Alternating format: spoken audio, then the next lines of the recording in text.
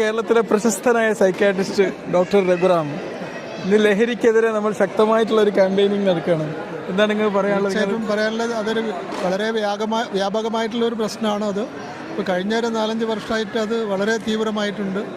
അത് സമൂഹത്തിന് തന്നെ കാർന്നു തിന്നുന്ന ഒരു എന്താ പറയുക, വിപത്തെന്ന് പറയാം. പിന്നെ പ്രത്യേകിച്ച് അത് ചെറിയ ഇളം തലമുറയുണ്ടല്ലോ, സ്കൂൾ കുട്ടികളും കോളേജ് കുട്ടികളുടെ ലെവലിലേക്ക് വന്നിരിക്കുകയാണ്. അപ്പോൾ അത് പിന്നെ നമ്മൾ പുറത്ത് അവർ ഉപയോഗിച്ചാൽ മനസ്സിലാവാത്ത വസ്തുക്കളാണ് ഇപ്പോൾ ലഹരിക്ക് ഉപയോഗിക്കുന്നത്. അതെ, MDMA പോലെയുള്ള കെമിക്കൽസൊക്കെയാണ് അത് കൂൾ ഡ്രിങ്ക്സിലൊക്കെ കലക്കി പെൺകുട്ടികളടക്കം ഉപയോഗിക്കുന്നുണ്ട്. വളരെ ഒരു വ്യാപകമായ ഒരു വിപത്താണ് അത്. നമ്മളൊരു യുദ്ധാടിസ്ഥാനത്തിൽ നമ്മളതിനെ കൈകാര്യം ചെയ്യണം.